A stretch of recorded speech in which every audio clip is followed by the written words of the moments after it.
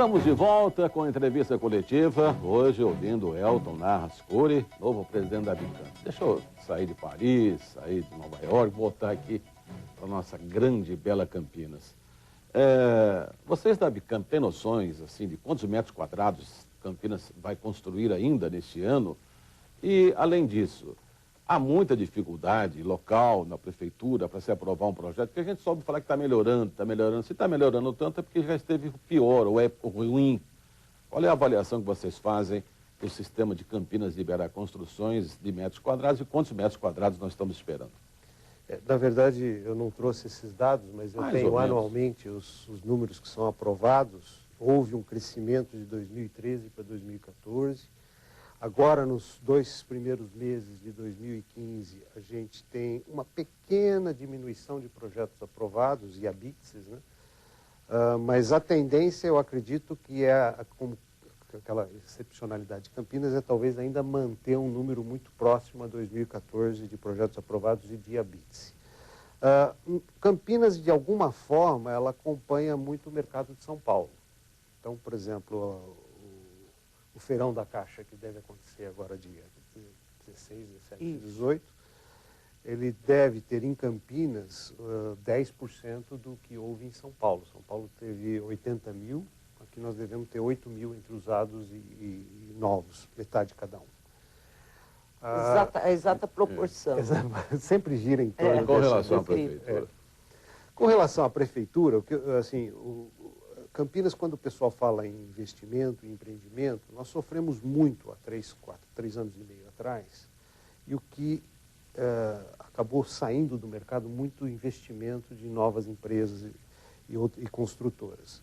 Por outro lado, o temor e o problema causado trouxe uma insegurança jurídica muito grande, não só para o investidor, como para o funcionário público. E começou a dificultar todo o processo de aprovação.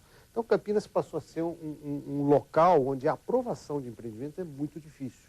Zona minada, uma área minada. É uma área difícil de trabalhar. Mas o que nós estamos percebendo é que aqueles que têm recursos e têm paciência, investem em Campinas, ainda que com os prazos muito mais dilatados do que os outros, acabam tendo retorno, porque a dificuldade gerada na aprovação acaba também gerando uma oferta mais baixa. Tá. Então, os problemas que outras cidades estão tendo de imóveis estagnados, vendas baixas, Campinas também está tendo. Mas os poucos empreendimentos que conseguem superar todos os níveis de aprovação acabam tendo uma viabilidade. Tanto é que é muito raro você ver hoje um prédio abandonado, um empreendimento largado. E os que existem, eles têm complicações jurídicas quase que insolúveis. Mas esses obstáculos que a prefeitura coloca, o senhor acha que são obstáculos naturais ou são do tipo assim, vamos vender dificuldades para poder comprar facilidades? Como é que são naturais? Não, são absurdos ou não? Não, nós temos 2 tipos de obstáculos. Um é realmente a evolução e a forma de entender o processo ambiental, o processo de ocupação urbana. Isso requer uma porção de novos documentos, uma porção de análises, estudo de contaminação de solo e tudo mais, e que isso complica e aumenta a burocracia substancialmente num processo natural. Essa readequação e esse novo entendimento do empresariado desse processo, obviamente leva tempo, e a gente se debate, a gente fica angustiado, a gente quer resolver de uma forma mais fácil. Com o tempo a gente vai se adequando e vai se adaptando a essa nova realidade. Isso nós temos que fazer. O outro problema, sim, esse é um problema que tem que ser resolvido, que é a insegurança jurídica. Porque o que acontece? Com esses problemas todos que aconteceram em Campinas, o próprio funcionário público hoje ele é inseguro. Porque se ele aprova uma coisa que tem algum problema futuro, ele sente que ele pode ser exonerado, ele pode sofrer consequências. Então, o que a prefeitura precisa fazer para agilizar esses processos? Trazer a segurança jurídica para vários departamentos. Entre eles, Secretaria de Urbanismo, Secretaria do Verde, Secretaria de Planejamento, e que o funcionário, o engenheiro, o técnico, quando analisado um processo, ele tenha uma assessoria jurídica para dizer para ele, olha, pode assinar e pode carimbar que não vai ter consequências. Porque hoje a impressão que eu tenho, senhor Welton, aliás, não hoje, mas talvez venha desde o Pedro Serafim, desde que começaram as Todos esses confusões problemas. aí em torno, principalmente das compensações, né? Porque foi isso onde pegou. Pegou a questão de glebas, que fazia a partilha, né, do solo de uma forma considerada irregular pela legislação. Depois pegou na questão das contrapartidas. Então foi isso que gerou todo esse problema no governo do Hélio de Oliveira Santos e que desembocou aí numa série de providências exigidas pelo Ministério Público e tudo mais. Bom, hoje nós temos uma situação assim que os administradores dizem que eles administram com o pé no Ministério Público, porque temem que ainda, com todas as medidas que foram tomadas, ainda haja algum lugar que tenha problema. Nesse sentido, como é que está o tratamento em relação, por exemplo, a essa partilha de glebas, o tratamento dos lotes e contrapartidas? Já existe uma regra, a lei já foi introjetada? Porque me parece que esses eram os problemas Na maiores. verdade, a legislação ela é falha no sentido que ela tem assim, uma porção de aberturas de sujeito à consulta, conforme parecer, dependendo da análise técnica.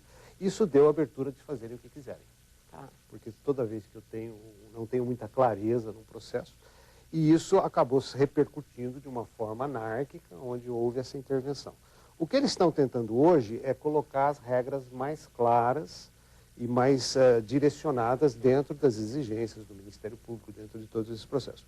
Isso, obviamente, aumenta a burocracia e dificulta a aprovação.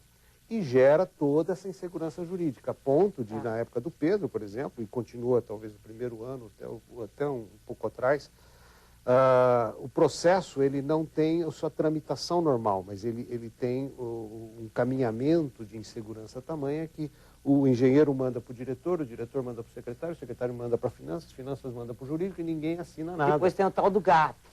Na verdade, foi se mundo. criando uma estrutura para dar segurança jurídica. É o que eu falei, o problema foi gerando uma porção de... Hoje, na verdade, eles criaram instrumentos para poder minimizar os riscos, mas ainda há muita insegurança jurídica. Ainda precisa ser liberado dentro do trabalho do técnico. Agora, o que houve é que a lei ela foi formulada errada e acharam... E é uma lei municipal. Acharam essas válvulas e começaram a usá-la. E o senhor está falando da lei municipal. A nossa lei de 89, que é a 6.031, que é a lei de zoneamento. E essa lei muda com o plano diretor. Deve mudar até o final de 2016, a hora que sair o plano diretor junto com o novo zoneamento. Zezé, eu queria aproveitar a condição de arquiteto e urbanista do Elton, presidente da Bicamp, para ele falar um pouquinho, se é que temos algum estilo, qual é o estilo de Campinas de construção? A gente falou de Paris, assim, então, nós temos alguma característica do nosso centro, por exemplo, que o senhor, como arquiteto e urbanista, poderia nos descrever? Olha, a melhor opção para isso é dizer que é eclético, né? Ah, eclético. Não tem, era o que eu temia, viu? Era o que eu temia, né? Gostaria que não fosse. Sobre essa questão das contrapartidas, né, eu ouço muito empreendedor reclamando bastante disso, falando que as contrapartidas acabam sendo um problema grande e, assim, chega até a inviabilizar projetos. Como é que o senhor vê isso? Olha, isso é temeroso, porque, na verdade, assim, os instrumentos de planejamento do Estatuto da Cidade foram criados para agilizar e favorecer o planejamento. Então, por exemplo, quando eu tenho outorga onerosa, que eu aumento o índice de um terreno para favorecer uma construção maior, ele foi criado nesse intuito assim, eu vou construir um hospital e eu preciso fazer mais um andar para poder colocar o centro cirúrgico com mais equipamentos e tudo mais, que o zoneamento não permite. Então, eu permito a esse empreendimento fazer um andar a mais, através de um instrumento que chama outorga onerosa, onde ele vai pagar como se ele tivesse o terreno a mais. Isso vai favorecer aquele empreendimento, que vai favorecer o município, que vai favorecer a cidade, sem prejuízo de infraestrutura. Então, esse instrumento ele foi criado e ele é um grande instrumento de planejamento urbano. O que está acontecendo em alguns casos, ainda não é o caso de Campinas, porque nós não temos isso ainda, é usar esses instrumentos como fonte arrecadatória. Sei. E a hora que isso deixa a função do planejamento para se tornar mais uma fonte arrecadatória, isso é problemático, porque eu deixei de ver a cidade para ver finanças. Cofre. E isso é muito temeroso. Transferência de potencial, outorga onerosa, são vários instrumentos que estão no Estatuto da Cidade, que são extremamente positivos, desde que bem aplicados, mas que podem ser usados de forma política, de forma financeira, de formas outras, que aí ele distorce a visão do bem comum. E o senhor garante que aqui em Campinas não estamos usando isso? Eu não garanto nada. O senhor falou que aqui não tinha chegado ainda? Não, porque não saiu o nosso plano diretor ainda, nem Olha, foi apresentado ainda. Mas aqui em Campinas a gente tem algumas dúvidas, porque, bom, enfim, vai fazer aqui, né, sempre a gente tem criticado isso lá no Jornal Gente, mas é um assunto para uma outra conversa. Quero agradecer aqui ao senhor Elton Narras Cury, que é presidente da Abicamp, sucesso nos seus 2 próximos anos, que fique lá mais do que esse mandato, e boa sorte lá no novo trabalho, nova empreitada. Muito obrigado. Obrigado, Zé Arnaldo. Obrigado, Zé. Obrigada por ter vindo. Obrigado. E obrigado a você que esteve conosco nesta edição do Entrevista Coletiva, que voltará no próximo domingo. Boa semana. Até lá.